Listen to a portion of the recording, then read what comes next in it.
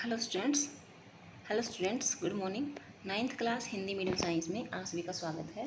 इसमें हम first chapter करने जा रहे हैं, जिसमें हमने कल किया था ठोस अवस्था क्या होती है, और आज करने जा रहे हैं द्रव अवस्था क्या होती है। तो द्रव अवस्था के बारे में जानने के लिए आपके सामने दिया गया क्रियाकलाप 1.10, और इस क्रियाकलाप को करने के लिए आपको क्या क्या सामान चाहिएगा। जल, खाना पकाने का तेल, दूध, जूस, शीतल पेय और विभिन्न आकार के बर्तन। प्रयोगशाला के एक मापक सिलेंडर की सहायता से इन बर्तनों में 50 ml पर निशान लगा लें। ठीक है बेटा, तो यानी कि इन जो जो द्रव हैं उनमें से 50 ml निकाल के और आप निशान लगा लें कि 50 ml है। इन द्रवों को फर्श पर डाल देने से क्या होगा, फैल जाएंगे।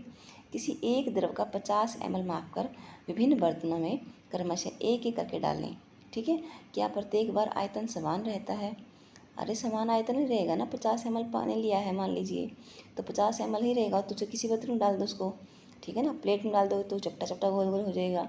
कटोरी में डालोगे थोड़ा सा छोटा हो जाएगा और थोड़ा ऊंचा हो जाएगा। गिलास में डालो थोड़ा सा और ऊंचा हो जाएगा, लेकिन आयतन उसका रहेगा वो 50 ml ही। शेप आकृति चाहे उसकी कुछ भी हो जाए। क्या प्रत्येक बार आयतन एक समान रहता है? क्या द्रव का आकार एक समान रहता है? द्रव को एक बर्तन से दूसरे बर्तन में डाल देने पर क्या यह आसानी से बहता है? परीक्षण से हम पाते हैं कि द्रव का आकार नहीं, लेकिन आयतन निश्चित होता है। जिस बर्तन में इन्हें रखा जाए ये उसी का आकार ले लेते हैं। द्रवों में बहाव होता है और इनका आकार बदलता है, इसीलिए ये दृढ़ नहीं लेकिन तरल होते हैं। क्रियाकलाप 1.4 और 1.5 के संदर्भ में हमने देखा कि ठोस और द्रव का मिश्रण द्रवों में संभव है। वातावरण की गैसें विसरित होकर जल में घुल जाती हैं। ये गैसें विशेषतः ऑक्सीजन और कार्बन डाइऑक्साइड जलीय जंतुओं और पौधों के लिए अनिवार्य होती हैं। सभी जीवधारी अपने जीवन निर्वाह के लिए श्वास लेते हैं। जलीय जंतु जल में घुली ऑक्सीजन के कारण श्वास लेते हैं। इस तरह से हम इस निष्कर्ष पर पहुँचते हैं कि द्रव में ठोस, द्रव में गैस, तीनों का मिश्रण संभव है। ठोसों की अपेक्षा द्रवों में विसरण की दर अधिक होती है। ऐसा इसलिए क्योंकि द्रव अवस्था में पदार्थ के कण स्वतंत्र रूप से गति करते हैं और ठोस की अपेक्षा द्रव के कणों में रिक्त स्थान भी अधिक होता है। गैसीय अवस्था क्या होती है? आपने कभी उस गुब्बारे वाले पर ध्यान दिया है जो गैस के एक ही सिलेंडर से बहुत सारे गुब्बारों में हवा भरता है? उससे पता लगाएं कि एक ही सिलेंडर से वह इतने गुब्बारे कैसे भरता है। उससे पूछिए कि सिलेंडर में कि कौन सी गैस है। क्रियाकलाप 1.11 में देखिए, 100 ml की सिरिंज लें 3, उनके सिरे के रबर कोर्क से बंद कर दें। रबर कोर्क से, जैसा कि चित्र 1.4 में दर्शाया गया है, रबर कोर्क लगा दें और बंद कर दें। सभी सिरिंज के पिस्टन को हटा लें। पहले सिरिंज में हवा रहने दें, दूसरे में पानी और तीसरे में चॉक के टुकड़े भर दें। पिस्टन को वापस सिरिंज में लगाएं। सिरिंज के पिस्टन की गतिशीलता आसान करने के लिए उस पर थोड़ी वैसलीन लगा दें। अब पिस्टन को सिरिंज में डालकर संपीड़ित करने की कोशिश करें, उसको आगे धकेलने की कोशिश करें। तो आपने क्या देखा, किस स्थिति में पिस्टन आसानी से अंदर चला गया? गैस में, जल में, द्रव में या फिर ठोस में? गैस के रूप में वायु ले ली, द्रव के रूप में जल ले लिया, ठोस के रूप में चाक के टुकड़े ले लिए। ठीक है ना बेटा। तो देखिए, हमने देखा कि ठोसों एवं द्रवों की तुलना में गैसों की संपीड़ितता काफ़ी अधिक होती है। हमारे घरों में खाना बनाने में उपयोग किए जाने वाले द्रवित पेट्रोलियम गैस LPG या अस्पतालों में दिए जाने वाले ऑक्सीजन सिलेंडर में संपीड़ित गैस होती है। आजकल वाहनों में ईंधन के रूप में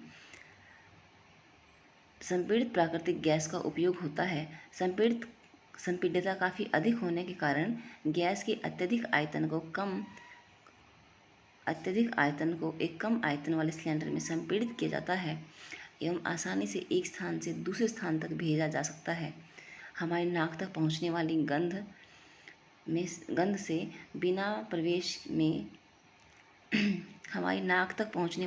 से बिना रसोई में प्रवेश किए ही हम जान जाते हैं कि क्या पकाया जा रहा है। क्या पकाया जा रहा है। ये गंध हम तक कैसे पहुंचती है।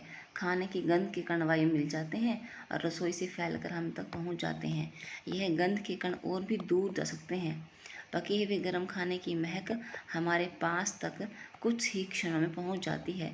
इसकी तुलना ठोस एवं द्रवों के विसरण से करें। यानी कि ठोस और द्रव कण जो बेटा इतने ज़्यादा स्वतंत्र नहीं होते हैं गति करने के लिए। तो ठंडा खाना होगा ना, उसकी गंध लेने के लिए उसके पास जाना पड़ेगा, है ना बेटा। कि गर्म खाने में गर्म करने पर क्या होता है, उनकी गति बढ़ जाती है ना, कणों की गति बढ़ जाती है। तो गर्म खाने के कण जो हैं वो तो आसानी से तक पहुँच जाते हैं। ठंडे खाने की जो महक है वो हम लेने के लिए उसके पास जाना पड़ता है। कणों की तेज गति और अत्यधिक रिक्त स्थानों के कारण गैसों का अन्य गैसों में विसरण बहुत तीव्रता से होता है। कणों की तेज गति और अत्यधिक रिक्त स्थानों के कारण गैसों का अन्य गैसों में विसरण बहुत तीव्रता से होता है। आपको दिख रहा है ठोस पदार्थ में कण कितने पास पास दिखा रखे हैं, द्रव पदार्थ में कण कितने दूर दूर दिखा रखे हैं, गैस अवस्था में कण और भी दूर दूर दिखा रखे हैं। चित्र 1.5 ABC पदार्थ की 3 अवस्थाओं के कणों का योजनाबद्ध आवर्धित चित्रण है। 3 अवस्थाओं में कणों की गति को देखा जा सकता है और उनकी तुलना की जा सकती है। ठीक है, आगे ही बेटा गैसीय अवस्था में कणों की गति अनियमित और अत्यधिक तीव्र होती है। इस अनियमित गति के कारण ये कण आपस में एक बर्तन की दीवारों से टकराते हैं। बर्तन की दीवार पर गैस कणों द्वारा प्रति इकाई क्षेत्र पर लगने वाले बल के कारण गैस का दबाव बनता है। ठीक है बेटा, तो यानी कि गैसों का जो बर्तन होता है ना बेटा, उसकी दीवारों पर सर्वाधिक बल लगता है। ठीक है बेटे, तो ये कुछ प्रश्न हैं, आप करके देखना। वैसे मैंने ना जब लेसन चल रहा था क्लास में तब मैंने करवाया था ये। ठीक है बेटा, तो आगे का हम अगले लेक्चर में पढ़ेंगे क्या पदार्थ अपनी अवस्था को बदल सकता है। इसी के साथ thank you and all the best.